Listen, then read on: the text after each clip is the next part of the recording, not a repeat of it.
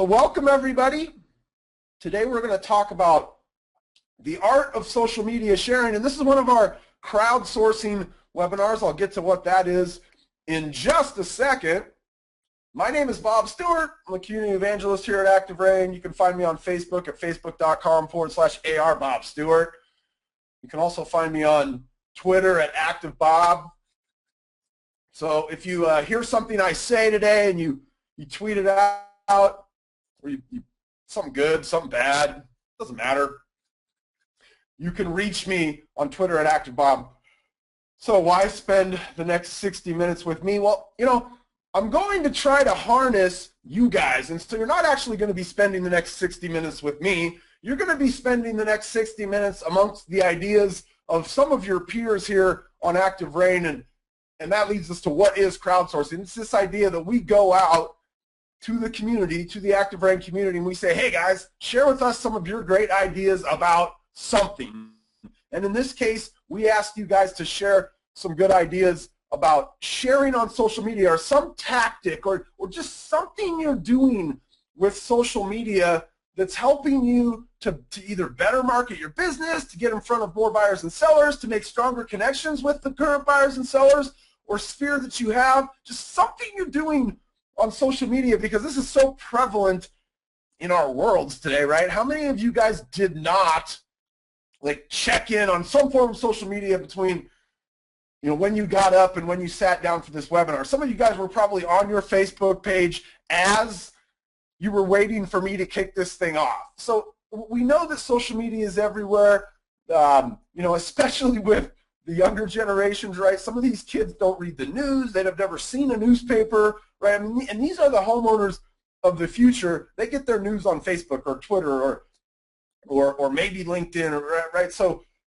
it's important, and we're going to crowdsource some ideas from the Active Rain community, and that's what we're going to be sharing with you guys today. So before we dive in, and as I was kind of reading through these posts, and I got a few things for you guys to consider before we start looking at some of the actual ideas that were shared in our crowdsourcing challenge.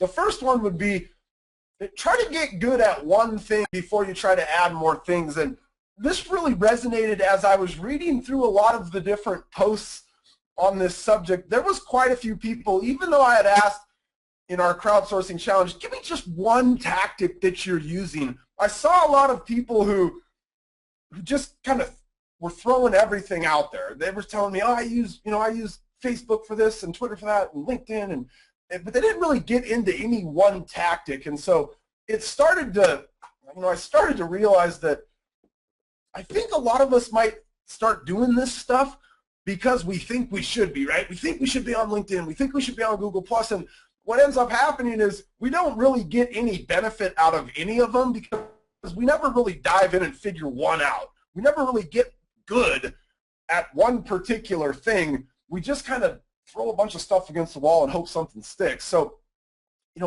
as I looked at some of these ideas, there's some really good ideas in here, but I think that you should maybe try to find something that you become very proficient at before you go off and try to figure out the next thing.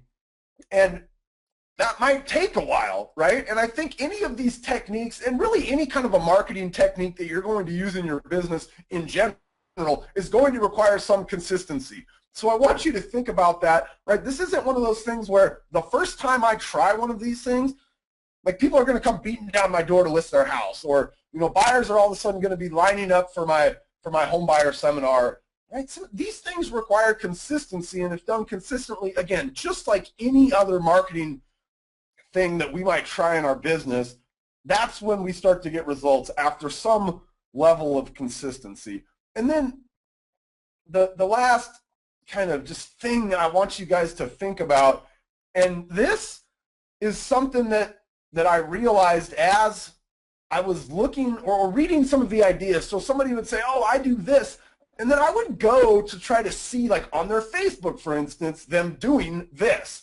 And one of the things that I found is a lot of you guys have your stuff locked down, and I understand why you do that, right? It's Facebook, it's a privacy thing. You want to make sure you're only sharing with your friends, but you have an ability, and especially as a marketer, and that's essentially what you are kind of first and foremost in your business, if you want to be successful, and all of the agents that I know that get to a very high level, they really think about themselves as marketers, right? They're marketing their services to try to find their next client.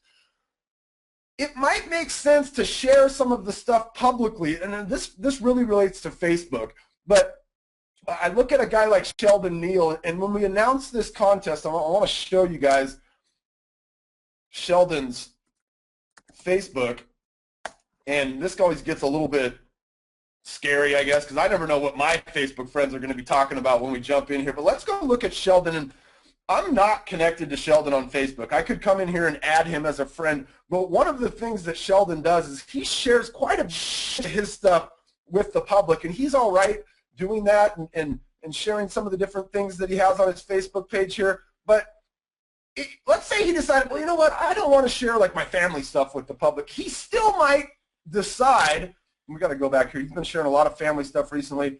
You know, his kids just got out of school. It wouldn't surprise me if he's taking a little bit of time off here. But as we get back here and find something from his real estate business, and this is one of the ideas that I shared initially in the challenge, was Sheldon's found some kind of a repeatable action where every time he closes a home with one of his clients, he takes a picture of them in front of their new house, and then he finds some kind of cool, cute way to get himself in the picture with his little sold sign. And as we scroll back a little bit further, we'll see a couple more of these. Here's one with his clients, right? They did take the cute picture in the frame, and then him out here doing the sold thing. And I use this as an example of somebody who's just doing a cool thing to market their business. But it's repeatable, and it's something that, you know, had he just done this once, like, he's not going to end up with the 96 likes and the 13 comments and the shares, right? We see him, we come back to this one here, he finally made it up to the roof. I mean, this thing has 206 likes, it's got 36 comments on it, it's got a share. Had he just done this once, right, it wouldn't have really moved the needle on people recognizing him. But he told me that the consistent use of this, and he's been doing this for 2 years, this sort of thing. Every time he has a closing, he gets his clients out in front of the house, he positions himself somewhere in the background, whether that be behind the bushes or in the window, or in this case, on the roof. He's consistently been doing this, and now this is actually starting to pay off for him. And it's been paying off for a while, but it was the idea that he was doing this consistently over time. So it might make sense for some of you guys when you're doing something like sharing stuff about your business, you know, about the house that you looked at today, or just keep that in mind as we go through here and we talk about some of these things today. So let's kind of dive in a little bit now. We're going to start to do some of this crowdsourcing, and we'll start to talk about some of the things that you guys, our members at On Active Brain, wrote about for this crowdsourcing challenge. And this post, and this is from a gentleman named Gene, one of the things that he talked about in his post was the idea that when he writes a blog post, a lot of times his post will have a title that is very much geared towards the search engines. So it might be a title like, you know, April market report for Wallingford, Seattle, right? This real particular, he's writing a market report about a community in Seattle. Now, that as a headline, if he were to share it on Twitter or Facebook or LinkedIn or Google+, is pretty crappy. Okay, it's not going to get people to click on it necessarily. And one of the things he talks about in his post is, instead of just using those titles, instead of using the title that he used for his piece of content, when his aim was to get it to rank in the search engines, when he's sharing something, what he does is he really thinks about what are titles that are going to get more people engaged in this piece of content. And I've mentioned this site before, this headlinehacks.com, on maybe a couple of different Active Brain webinars, because when we're sharing content socially, our titles become so important to get people to take action. And if you're sharing anywhere, right, and that includes your email marketing, I've learned a ton about email, about the headlines we use in our email marketing from Headline Hacks. And they go through and really just dissect how to create really awesome, compelling headlines that people want to click on. And so in Gene's post, he talks about, instead of doing things like, April market report for Wallingford, he does stuff like, find out why now is a great time to sell in Wallingford, or find out how to get people lining up outside your door if you're thinking about selling in Wallingford. Like, he does these little kind of differences with his headlines that make them something that people would be more compelled to click on when they see these things scrolling through their feed, or they find it, maybe if it's the headline on an email address that he sent, in their inbox. One thing I want to show you guys on this, and let's say I'm going to share one of my blog posts. So I'm going to come in here and I'm going to get one of my blog posts, generate seller leads using Facebook advertising. And again, you guys, our posts are going to be kind of more particular to your real estate business, but for me, this is particular to my business, okay? So when I come in here to share this, I want to make sure just everybody's kind of aware of some of the options that you have in here for this. And so when I pull in the URL, right, this now becomes the clickable components, but I don't have to leave this big ugly URL in here. In fact, once it loads in there, I can say whatever I want in this area, okay? And that's where we start to be able to build headlines, or build status updates that get people wanting to click. But you can change this stuff as well, right? So home prices up 12% in Seattle. Is your house one of them? Right? And we can change whatever we want. We can make this whatever we want it to be. And so don't just, when you're sharing something, don't just rely on the title it pulls in, because if you're sharing, your market report, it's going to pull in that kind of SEO title, that really boring title that Google might like, but nobody in your sphere might click on that. Okay, so in Gene's post, he really, and we can also, by the way, change what this stuff says, so you can really make what you share something compelling. Okay, and we can really control anything in here. And then, if I wanted to make this something public, right, instead of just sharing it with my friends, which is going to be our default option for most of us, we could come in here and make this thing public. Again, if you're marketing your business, it makes sense. And when you think about, like, well, how might somebody come across me in this fashion where they're seeing my profile, but they're not my friend? Well, maybe they got a postcard that we sent out, and they go online and they Google our name and our Facebook page comes up.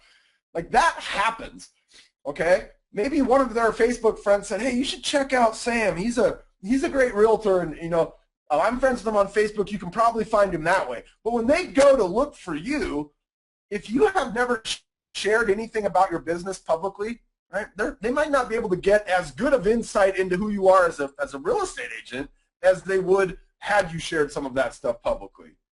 I hope that makes sense for everybody. Okay, so create better headlines, you guys. Again, if you're doing any kind of email marketing or you're sharing stuff on social, I would really encourage you to check out that Headline Hacks. It's been one of the most influential things that I've read in the last 3 or 4 years in terms of being a better marketer. All right, so one of the other examples that I used in my original post was this example of Jared Christensen, and he got over 200 comments on a post that he did about a listing that had just gone on the market, and he basically ran this kind of small contest, which essentially was geared towards engagement on his page.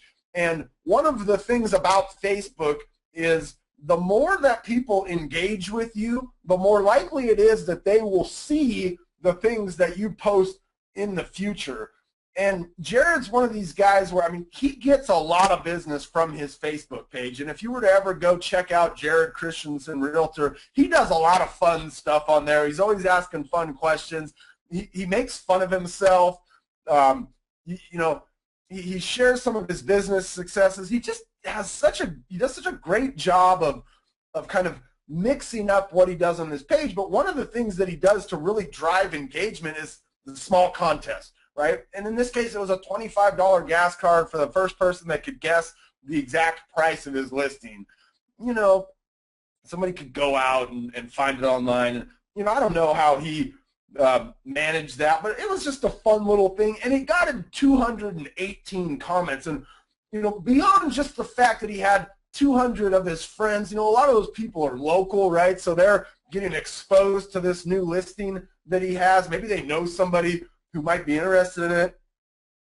But beyond that, the fact that people are commenting and liking his post makes it so that in the future, when he shares something, there's going to be a higher likelihood that they see it. And you know, you could do this with your business page. He happens to do it with his personal page. The post that kind of spurred this idea, and this would have been in there either way because I'd already kind of shared Jared's idea, but the post that you see on here, and by the way, every post that I'm linking to here in these slides, you guys are going to get a copy of my slides when we're done. You'll get a PDF version of them. The PDF will all be clickable links where you can get in here and explore some of these tactics that people are sharing, because they go into some of the specifics of how they do it. But the idea in the blog post here is the same thing. It's a small contest, and what this person did is they ran it from their business page, but they made it a photo contest. And I think this was Erica who shared this idea, but essentially she did this. There was a bunch of snow going on in town that day. People she knew the kids weren't going to school. A lot of folks were going to be missing work. They were snowed in. And so what she did is she ran a contest on her business page where she asked people to go out and take pictures of kind of their winter wonderland. And then she had them submit them to her page. And what happens then is they have to like her page. And so she maybe even ran like a little advertisement just to some people in town, spent $5 or $10. We'll show you how she might have done that in a little bit. But she just took her business page and used a small fun contest, and she got, I want to say she said she got like 60 or 70 people who submitted a picture, and then she went and picked like a top 5. And so she breaks down in there how she did that contest. But these things are as much designed to get people liking and interacting with your page so that they'll see the stuff that you might potentially be sharing in the future. This is a great little tactic, a great little tool to get more engagement around either your business page or your personal page. All right, so in this particular one, the gentleman talked about how people like pictures, and people like pictures of homes, and I think people just like homes in general. All right, the fact that between Zillow and Trulia, these guys get over 100 million unique visitors a month, when only 5 million homes sell in the United States all year, makes you realize that people like houses. Okay, some of the most widely shared things that you'll see on Facebook are pictures. So people like pictures. I mean, the explosion of like an Instagram would be an example that, gosh, people just like images. They like images of cool things. And so what this gentleman talked about in his post is one of the things that he'll do is, you know, he doesn't always have a listing with a really awesome sink. And you may or may not think that's an awesome sink, by the way. But what he said he'll do is, like, when he goes out on Brokers Opens or something, he will take pictures of some of the houses that he's touring through, and just to kind of let people know that he's an active real estate agent. He's somebody who's always out in the market. He's always out there looking at what the new stuff is on the market. One of the things he'll do is he'll you know, ask people to rate this, like, do you like these things or no? Like, yes or no? Or, you know, he'll take different pictures and he'll put them side by side, and he'll say, which one do you like better? You've probably seen, like, Zillow does a really great job of doing this. Every once a week, they'll put out like something from their page that'll say, you know, A or B, which house do you like better, or which kitchen do you like better, or something like that. Again, the idea with this becomes it's the art of social sharing, right? This guy's not going out there and just leaving a post that says, went on another broker's tour today, saw 5 great houses, right? I mean, that's a little bit more kind of, I don't think that's slimy by any means, but it's a lot more just, hey, I'm a real estate broker, look at me. right? Whereas when he goes out in this fashion and he says, hey, was on a broker's tour today, saw 5 great houses. Man, the bathroom in this one, I absolutely loved it, but half the people on the tour didn't. What do you guys think about this? And he just poses these kind of soft pitches to his audience, again, with the aim getting them to engage. And social's all about engagement. How much engagement can I get out of my audience so that when I try to hit them with something more, when maybe I have a listing and I want to share that listing, it's more likely they're going to see that kind of thing if I'm engaged them with these other means along the way, right? Because then they're liking my stuff or they're commenting on it, so my other stuff subsequently is more likely to show up in their feed. So I would have to imagine you guys all have the capability of taking cool real estate photos and sharing them. But again, you do it once or twice, it's not going to have any impact. It's not going to raise your engagement on your other stuff. It's something you have to do consistently. All right, so in this particular post, Chuck shared a social media marketing strategy that works, and he said it's excellent, and it's really helped kind of expose his business to the friends and family of the people that he is already working with. And so one of the things that he does for all of his listings is he does the short kind of walkthrough video. He talks about how he does it in the blog post, but essentially he just walks the property with his iPhone, and it's his voice kind of giving you an idea of what this house is all about. Then he puts that video kind of, and he uses this site called Talk Fusion, but the idea is the video gets kind of laid over this kind of business card of his. And then what he does is he gets the clients to go out and share the video of their listing. And he said by doing this, what ends up happening is, and this is not going to be a major aha, I don't think, for anybody, or maybe if it is, awesome, but what ends up happening then is they start sharing his marketing with their friends and family. What a great way for him to show the friends and family of his clients, right, how great of a job he's doing marketing their property, right? That's going to lead them to going, gosh, hey, Bill, Chuck, your real estate broker, man, he did such a great job. I remember last month that video that you were passing around when you guys sold your house, and he's definitely getting recognition in front of the friends and family of his clients, right? So he does this with all of his listings. It's a great way for him to, and he in the blog post, he talks about this just kind of being his virtual business card that's getting passed around the friends and family of all of the friends and family of his clients. Great little tactic here from Chuck.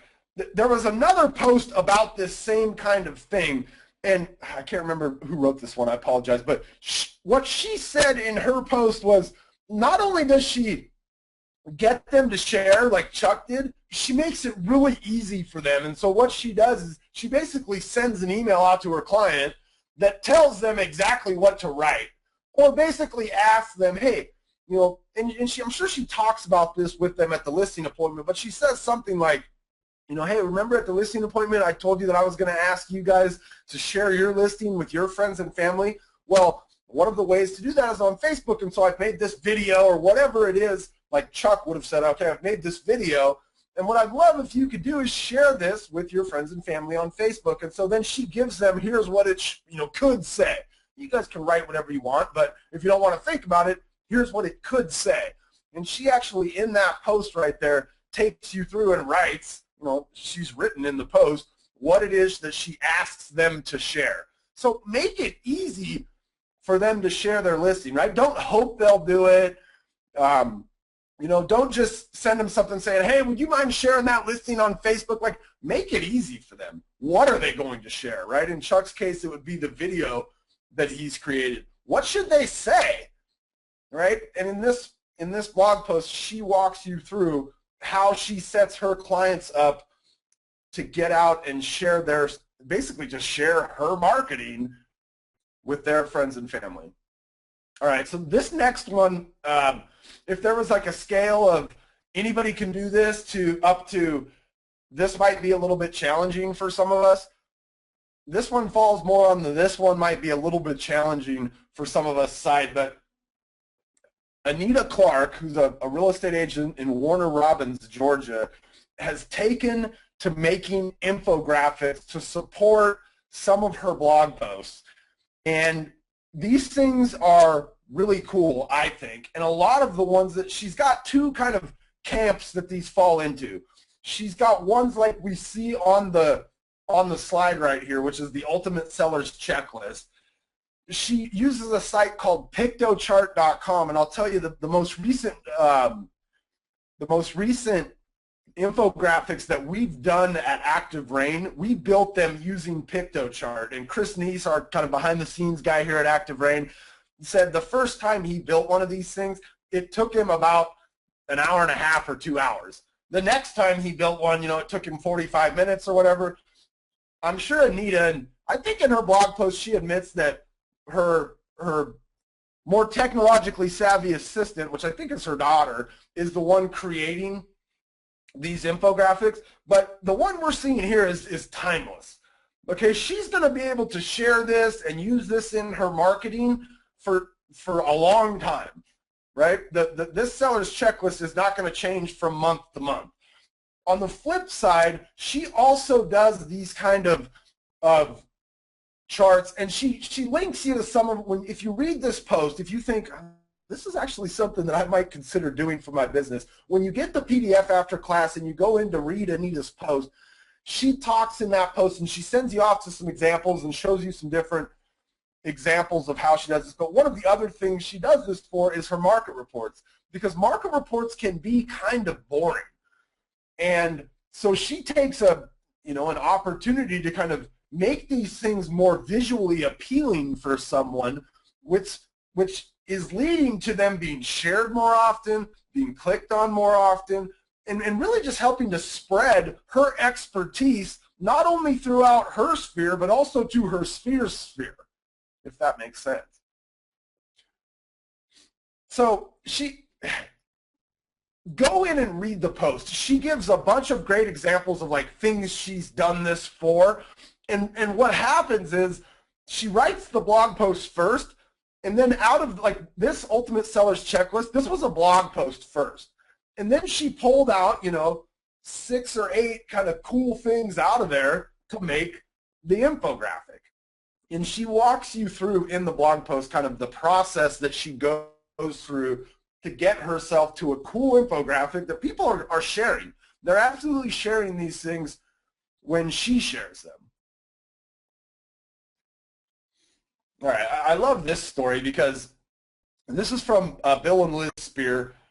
They're avid contributors on Active Rain, and one of the things that Bill talked about, okay, so there was a lot of folks that kind of talked about Pinterest, and I think Pinterest is a great tool for you to be able to, well, let me step back for a second. So of all the social sites out there, Facebook sends the most traffic to Active Rain, but the second most traffic being sent to Active Rain is from Pinterest. And Pinterest is a really good avenue to get traffic back to your website. And so what Bill and Liz have done, and he talks about it in one of his posts here, in this post, is he's created these boards for a lot of the different like communities in his, I think it's Lebanon, Ohio. He's just outside of Cincinnati, 30 or 40 miles. But he's created, for each of the communities around his area, he's created Pinterest boards. And what he's done inside of the images that he shared for the board, because if you're familiar with how Pinterest works, you basically pick an image and you pin an image to a board. But behind an image, there can be like some place this image links to or some place this image came from. So what he does is he calls it booby trapping his pins, but he will essentially share images from his website of the different, of the homes in the community or of the parks in the community or of, just of the views and whatever it is that he's sharing about his community. But he made sure that all of those are leading back to his website. And he tells a story in this blog post, which is funny, and this happens a lot, by the way. He tells this story of putting his Pinterest boards together and some other local agent coming by and finding one of his Pinterest boards for this local community and then going through and repinning a bunch of his posts to her boards. And I think this is why he calls it booby trapping them, because she doesn't realize, or she didn't realize, that what she's doing is she's now putting his pins up with links leading back to his website. And I chuckle at that. A good friend of mine, you've heard me talk about Ben, some of you guys know Ben Kinney. When he first started building out his Bellingham City site, he got a ton of agents who would link back to it because they didn't realize that he was an agent building this city site out. They just thought it was a great site for information about Bellingham. A similar thing is happening with Bill's pins. You know, agents in his area are finding these boards he's created about very specific, like, subdivisions or communities inside of his market. And some of these boards have a bunch of followers, right? He's got, like, on some of these community boards, he's got 100 followers. He's got 150 followers. So these very specific boards on Pinterest can really expose your business to local people. And think about it. The people following, like, a local board about a community or a subdivision, they're probably not just random people from anywheresville, right? There's a pretty good chance most of those folks are people that are interested in that community. Maybe they live in it. So he talks in there about the idea of, you know, making sure when you're pinning things that they have a pathway back to your website. I think that's a great idea from Bill there. Eric. Okay, so in this particular post, and actually, you know, I read Eric's post, and Eric is an FHA condo specialist, and one of the things he specializes in is helping condo associations get FHA approval for their condo building. And so he talks in his blog post about how LinkedIn groups has just been an awesome opportunity for his business, and he's gone out and found some groups on LinkedIn that are related to his specialty, which is, you know, FHA condo approvals. And he talks in his post about having, you know, made some really great connections with, like, think about a group like that. Who's going to be in there? And what he's found is there's a lot of people in this particular group, or there's a couple of groups that he mentioned, that are the heads of HOA boards for condos who already have FHA approval. But what he's found is that by being active in these groups, he's had a couple people reach out to him where their condo certification was about to expire. And so after having seen Eric as the person in there, you know, talking about his expertise in being able to get FHA approval, as their stuff is starting to expire, they're reaching out to him, right? LinkedIn groups works great for a niche. There are all kinds of ways you could potentially use LinkedIn groups, but if you can create a group, let's say it's, you know, and maybe try to think outside of real estate for these and more in terms of lifestyle. This other link that I have on here, this blog from AdWorks, gives a bunch of ideas about types of groups that you might consider creating inside of LinkedIn. Here would be a really good one. Just what about something like working moms in Seattle, right? If my target, you know, if I was really trying to set my business up around being this expert that helps working moms navigate the real estate process, right? It wouldn't be a real bad idea to create a group like Working Moms in Seattle. I mean, I think that would be a great kind of, and as you start to think about like niche groups, maybe it's, you know, Teachers of Seattle, and I really specialize in helping teachers find homes, right? If you have a niche that you work in right now, there's probably the potential to create some kind of a LinkedIn group, and you can definitely join the groups, and that's what Eric talks about in his blog post, is just finding existing groups out there. But if you could actually create a group, it opens up a lot more possibilities. things like you control the flow of the group. You can send weekly emails out to the group, and there's all these things that you can kind of do if you're the person that created the group that you can't do if you're just somebody that joined an existing group. So LinkedIn groups are, I think they might be one of the most underutilized marketing or networking tools available to us on the internet today. All right, in this particular post, I think her name's Celeste. I apologize if I'm missing that, but she talks about creating a Facebook group about something lasting, and she kind of tells the story of you know, a couple of years ago, the Facebook business pages are becoming a big thing, and everybody's thinking, I got to get one of these, and most agents are going towards one of these things for my business, right? I've got a Facebook page for my business. But what she realizes is the value of that page to somebody that's not thinking about buying or selling is probably not going to be that great over like the lifespan of the business page. And so she talks about creating a Facebook group or a page, and in this case I think it's a group, that is something lasting. And so she's a horse owner in the Willamette Valley, and she helps a lot of other horse owners buy and sell real estate. And so it made sense for her to create a page like Willamette Valley Horse Owners. And she's now got over 2,200 likes on her page, and she's got a lot of fun stuff that she does on there, and she talks about that in her post. But her idea was, I want to create something lasting. Like, she didn't think that a lot of people would be interested in just liking a business page, right? Her real estate business page. She wanted to create something that people would find value in, outside of them buying or selling. And what she'll do is she'll sprinkle in a little bit of stuff. Like, it would make sense if she's got a property for sale that has horse barns or stalls or whatever on it, she's going to share that on this page, right? And who better to know somebody that might be interested in buying that property than a bunch of other horse owners in the Willamette Valley? My friend Courtney Cooper, I use Courtney as an example. I mean, she's done such an awesome job in the last few years of creating a niche in her marketplace. And this was a niche that existed. She really niches in houseboats or floating homes, and we've got it's really only a couple of hundred floating homes or houseboats in this one area of Seattle. If you guys have ever seen the movie Sleepless in Seattle, right? He's on the houseboat there, and that's one of the houseboats on Lake Union.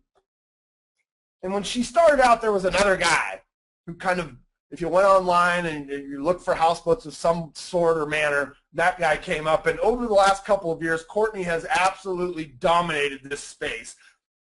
So it makes sense that she has a Facebook group or a business page that is about Seattle houseboats. And she's got 363 likes on there. I would imagine a bunch of those people are people that live in a houseboat in and around Seattle. And she's always, whenever she's got a listing, she's sharing that. Whenever she writes a blog post about something particular to her niche, and believe me, with floating homes, there's all sorts of particular things, right? All sorts of information she could be sharing that's particular to just people who live in or on or around or want to live in or on or around the houseboat. So think about, what are the things in your business, right, where there's some greater good that could be served by a Facebook page than trying to market your services. Both of these ladies have done an amazing job of kind of figuring out what that is, creating pages then that really have engaged that type of homeowner, right? She's making it about them. She's not making it about her.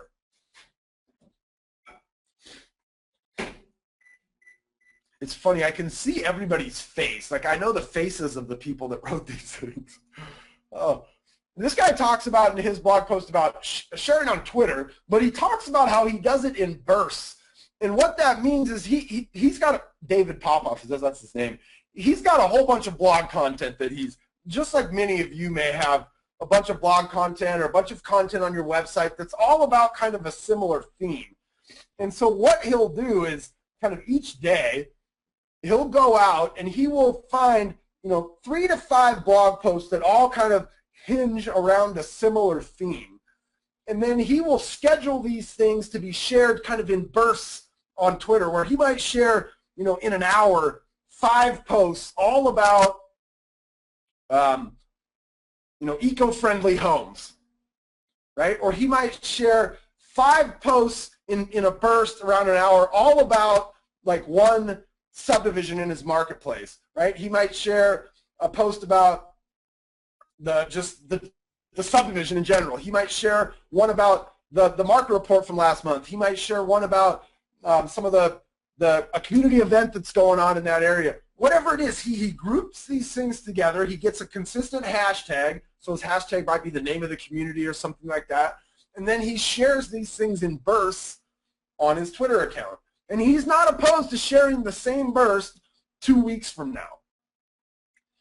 And one of the ways that he's able to do this is, I would guess, and this is from Debbie, is using Hootsuite to create a long-term posting plan. And of all of the posts that were written for this challenge, this one might be the most detailed in terms of the execution. And she goes in and very clearly details for you, almost step by step, how she creates this kind of long-term posting plan. And I'm not just talking, like when I think long-term for, what I'm going to post on social media, I think about it maybe for the next week, right? What are we going to post for the next week?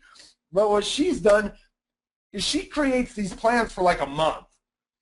And as a part of that, she'll also, some of the tweets or the Facebook status updates that she's making, because Hootsuite can be used to feed LinkedIn, to feed Facebook, to feed Twitter. But she will also kind of take ones that are timeless. Like if she's got a post about what's better, wood flooring or tile, right? That's a post that she could share today. She could share it a week from now. She could share it a month from now. And so she starts to create these long-term plans where literally she's looking months into the future of what kind of content she's going to be sharing. And I mean, she talks in this post about how she's, a month from now she's able to go back and look at kind of the analytics and what are the posts that people are retweeting, what are the posts that people are liking, what are the ones that are getting high engagement. Do you think those ones are going to get back into the plan sometime in the future? Absolutely. And so she's really building, a plan for how she shares her content, and she's looking at it across the long term. She's getting good analytics on it, right? Hootsuite, I love Hootsuite because like when we share something from Active Rain, I can tell how many times you guys click on it. And what Debbie's doing is she's looking and seeing, okay, if this thing was clicked on, 15 times, I'm going to make sure that same message gets into my marketing sometime in the future, right? Because not everybody saw my tweet or my status update on Monday, right? I'm going to let them see it next month on Monday or next week on Wednesday or what. And so she really does a good job in this post of just breaking down how she thinks about a long-term strategy and then how she uses Hootsuite to execute on that strategy. All right, so Facebook advertising for your listings or for generating seller leads, and this is I think it's Tammy is the one that wrote about this, but she talks about how on as little as $5 a day, or I think she uses about $40 a week as an example. She shows you how her Facebook ads perform, and this includes things like how many people are clicking back through to her website, and when she runs these ads, sometimes a Facebook ad, and I'm going to show you guys these in a minute. We'll use the last 10 minutes to look at Facebook ads. It's going to show up to not just her friends, right? It's showing up to everybody in, like Lake Sinclair is the example that she uses, and her market is kind of a second home market. And so when she runs a Facebook ad, she'll run it to some towns and cities, like some of the major metros. I think Atlanta might be one of them. That's maybe like a 3-hour drive from her. And she'll run her ad to people in Atlanta over the age of 55, who are currently homeowners or something. And she's running these ads to people kind of outside of her market, but she knows buys into her market. And she's getting awesome exposure for her listings. The other link that you see on there is my video on how to generate seller leads using Facebook advertising. And if you are on this webinar right now and you have not watched that video, you're in for a treat, because I'm about to show you some of the intricacies of Facebook advertising. And so you'll come here to facebook.com/advertising, okay? And let's say we're going to create an ad. And one of the first thing it asks you is, what do you want this ad to be about? Or what do you want this ad to accomplish? I'm sorry. In this case, let's say we wanted to get clicks to our website. We're encouraging people to go over to our website. So Tammy might be encouraging them to go to her single property website that's a flyer for her listing that's in Lake Sinclair. If we're doing seller leads, we might be driving them to a page, and in fact that's what we will be doing, where they can get a valuation on their home. So we're going to do clicks to website, and this is going to be the website that I send them to. And this is, in the video I talk about this being a website offered by Listings to Leads. They have an awesome product for generating seller leads. So that's where we're going to go. We're going to send them there. And now it's going to come down here and it's going to ask us to create some, or to add some images.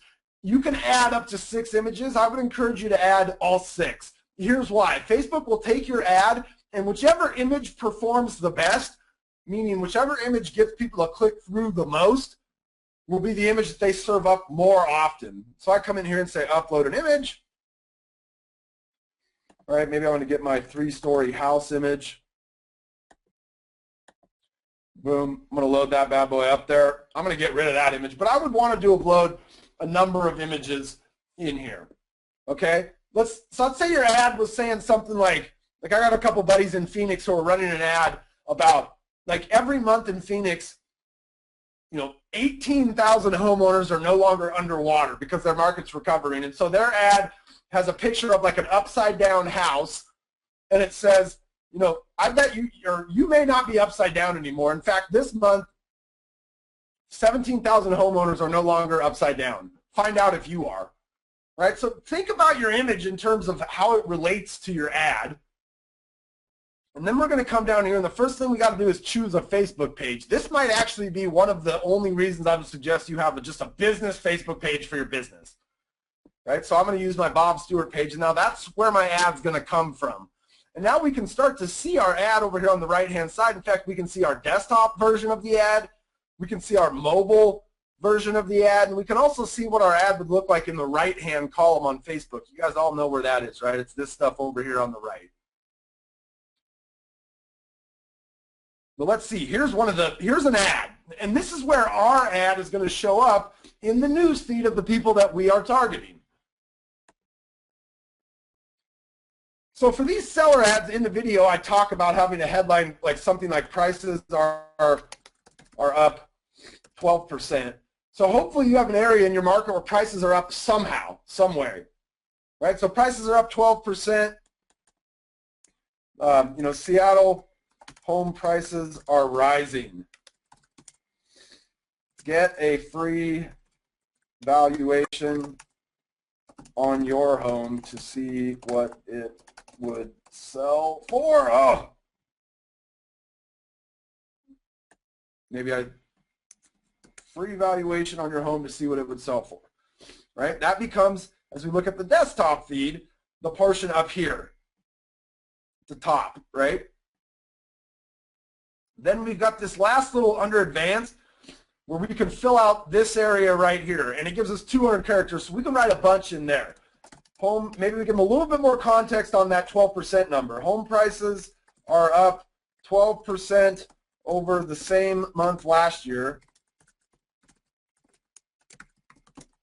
It's a great time to sell. Get a free valuation on your home. That's my ad, okay? Real quick, I don't make this stuff up, so I'll let you guys read this. This is from, so Pat and Wayne Harriman. They've watched my video, okay? This blog post, which again you'll get a link to in the PDF, is about Facebook seller ads. And they went in and watched the video, and then they set out to work. Okay, and the work was setting up their ad, getting their Listings to Leads landing page set up. I want to show you guys this because this is super cool. when you first load this page here, what it does is it will actually pull in your address, and that is the address of the place where I am sitting right now. And on a residential property, this is going to be able to grab the address of about 99% of like the single family residences out there. If they're in a condo building, like I'm in a building right now, so this is showing the address of the building, right? I would have to put in my unit in here or something. I'll do my mom's old place here just to show you what happens when somebody actually submits this thing. If I hit go, so I'm the person that saw the ad that says home prices are up 12% in Blaine, Washington over last year. Find out what your home is worth. When I come in here and put in my address, we have now captured the fact that this person was making this inquiry. We know that an inquiry was just made from this property address. Okay, if they don't even give us their name, email, or phone number, we still have them as a lead. We could show up at their door, right? This is her house, by the way.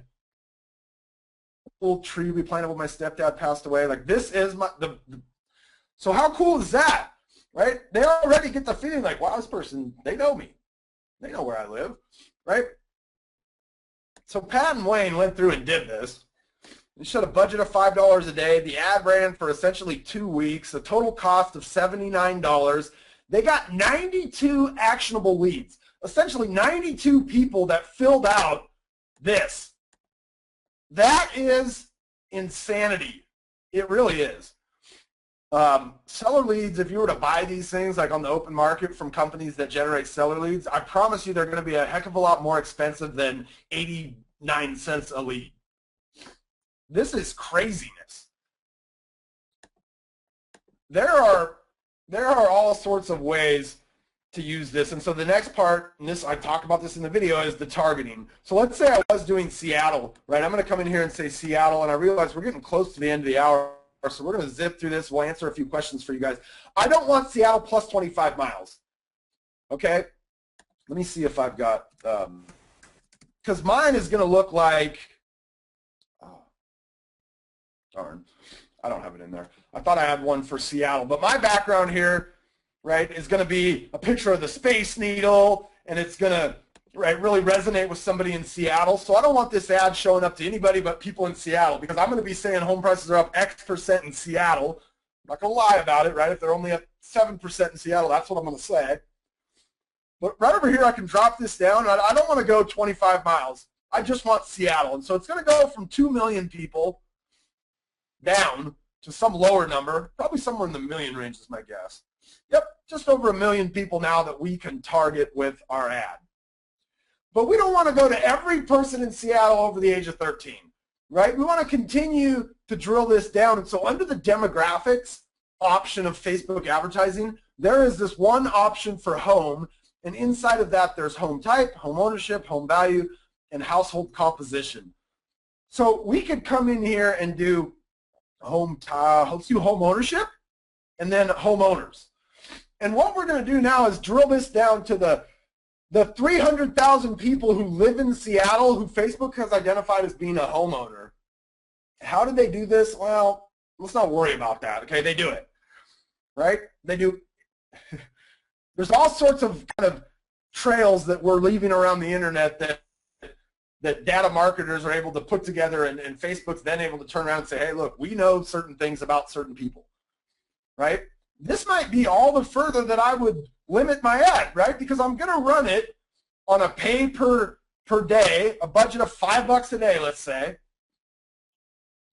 And then I'm just going to let them automatically optimize my bid. If I was to come over here and manually set it, they're going to make a suggested bid of about 75 cents. That's going to be what they do if we run this thing automatically.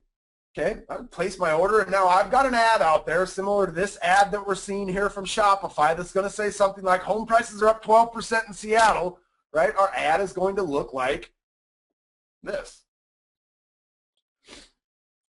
You can do this for, like Tammy did with her Lake Sinclair stuff. Here's what she did. She might have gone in here and said, you know what, so Lake Sinclair is close to Atlanta, so let's get rid of Seattle. Let's say Atlanta. Okay, it's going to be let's get rid of homeowners here. So we got 2.4 million people within 25 miles of Atlanta. Now, she knows that she's only running her ad to people kind of in that second home or retirement kind of area, right? These are people that live in Atlanta that might be thinking about coming out here to Lake Sinclair. Okay, now she could come down here to demographics and she could say, look, I just want home ownership with homeowners. And that might chop it down. It doesn't chop it down too much, right? Most of the people over 50 in Atlanta are going to be homeowners already. Okay, so maybe she comes down here and says, look, here's what I want. I want to go into financial and I want to go into income.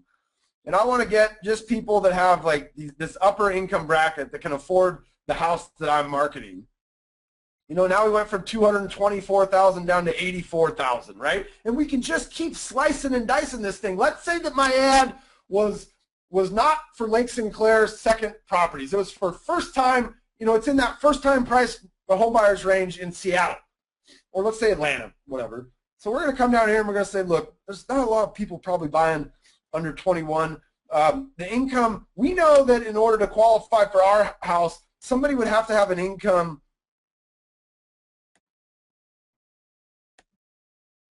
This thing can be kind of fickle sometimes, but you have to have an income, you know, let's say over 40,000.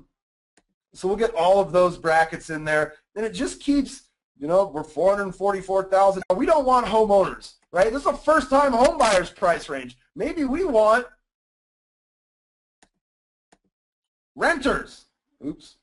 Dang it. Home ownership, renters.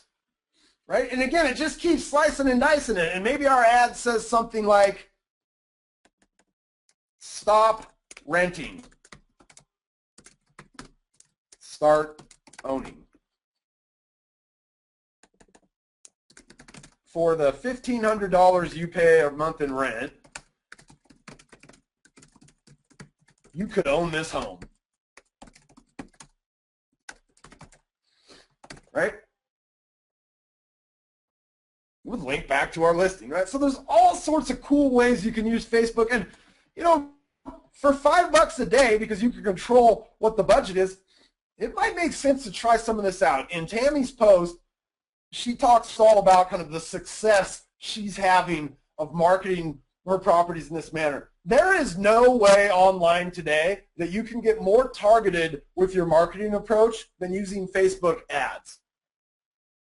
All right, we're 3 minutes past the top of the hour. We've got a few folks drop out of here. That's all right. So we're going to come in, see if you guys have any questions.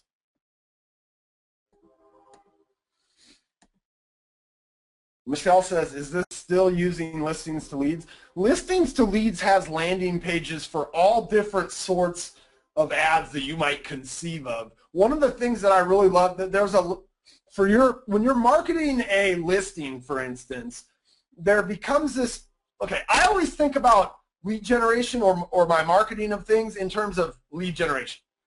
And one of the things that I see a lot of agents do is when they market a listing, for instance, they just give everything away.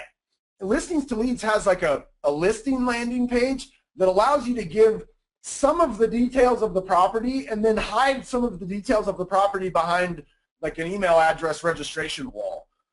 So yeah, you could still use a listing. It wouldn't be the same listings to leads landing page like the one I used for sellers if you were marketing, you know, a property to first-time home buyers. It might be one of the listings to leads landing pages for listings. And they've got all sorts of different landing pages in there. Lee says, what is the landing page that you were using? Again, it's that, let me get back over here. I've lost my cursor. I'm not sure what happened here. Oh, there it is. So the landing page is from a company called listings2leads.com. And in fact, because you hung on here, if you go to listings2leads.com/active-rain, I want you to notice the difference. Listings to Leads will give you a 14-day free trial of their product, unless you came through via Active-Rain. And what they'll do then is they'll give you a 30-day free trial of their product. It's a really good product, you guys. I don't have any skin in the game on these guys. I have kind of become friends with Scott, the guy that founded this company. in the last couple of months, just because they have a great product. And I reached out to Scott and said, hey, I'm going to start using you guys as an example of really great landing pages for things like Facebook seller lead campaigns.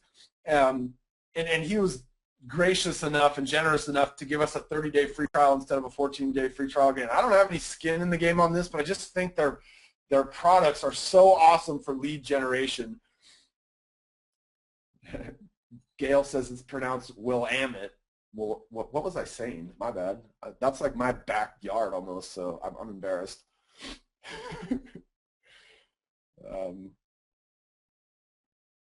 Deborah says, I wonder at the appropriateness of taking photos of the homes you've toured and posting them on Facebook. What is the etiquette of this? MLS rules, ask for permission from the listing agent. Deborah, I'm one of those people that I think, like, if you're worried about something, it's best to ask for permission. I think it would be hard for me to think a listing agent would say, no, don't share that picture of my listing.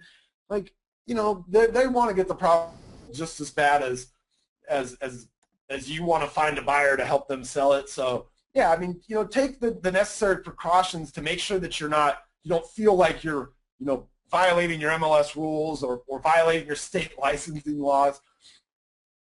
You know, Pat says, is it better to have like one of these kind of Facebook groups like the Willamette, did I get it right? Willamette horse owners, or is it better to have a business page, or can I have both? You can have both. And one of the things that you'll notice in here when I was setting up my Facebook ad is you can have as many of these pages as you want. And I've got a couple of different pages on here that I control, including one that for me is just about my enjoyment of the Seahawks, right? I've got the Seahawks tailgate page that I created a couple of years ago. It's got a couple thousand people, and they posted stuff all the time on there when football season rolls around about tailgating and where's the best places to do it, and they're inviting people to their tailgates. And so you can absolutely have more than one business page.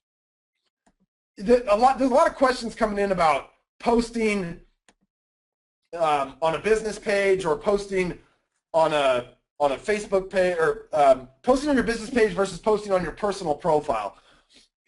I tend to think that posting on your personal profile is totally fine about your business as long as it's not the focus of your page. And if we were to go back and look at Sheldon Neal, the example I used in the beginning, this guy is not just posting about his real estate business, right? He sprinkles that in. I think if you were to use your personal page and all you did was post about your real estate business, that's a bad idea.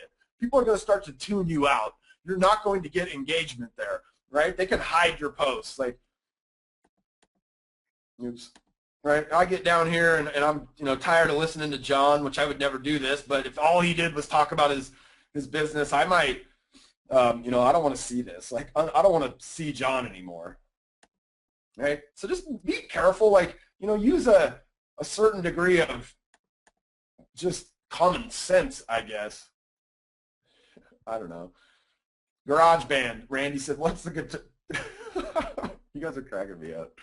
I don't know if I've ever actually used that. Okay. All right, here's the deal. We're 10 minutes past the hour. I think I'm actually late for a meeting. If you guys have more questions, here's what I want you to do. I'd like you to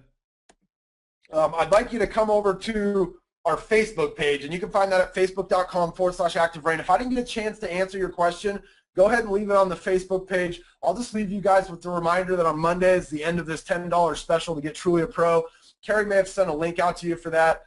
That's all I got for today. I hope you guys picked up a thing or two. You guys have an awesome weekend. Great finish to your week here. On behalf of just today, Carrie's the only one behind the scenes. My name is Bob Stewart here at Active Brain University. Bye-bye, everybody. And if we were to go back and look at Sheldon Neal, the example I used in the beginning, this guy is not just posting about his real estate business, right? He sprinkles that in. I think if you were to use your personal page and all you did was post about your real estate business, that's a bad idea. People are going to start to tune you out. You're not going to get engagement there. Right? They can hide your posts. Like, oops, right? I get down here and I'm, you know, tired of listening to John, which I would never do this, but if all he did was talk about his business, I might, You know, I don't want to see this. Like, I don't want to see John anymore. Right? So just be careful. Like, you know, use a certain degree of just common sense, I guess. I don't know. Garage band. Randy said, what's the guitar? You guys are cracking me up. I don't know. I don't know if I've ever actually used that. Okay. All right, here's the deal. We're 10 minutes past the hour. I think I'm actually late for a meeting. If you guys have more questions, here's what I want you to do. I'd like you to come over to our Facebook page, and you can find that at facebook.com/activebrain. If I didn't get a chance to answer your question, go ahead and leave it on the Facebook page. I'll just leave you guys with the reminder that on Monday is the end of this $10 special to get Truly a Pro. Carrie may have sent a link out to you for that. That's all I got for today. I hope you guys picked up a thing or two. You guys have an awesome weekend. Great finish to your week here. On behalf of just today, Carrie's the only one behind the scenes. My name is Bob Stewart here at Active Brain University. Bye-bye, everybody. Bob Stewart here at Active Brain University. Bye-bye, everybody.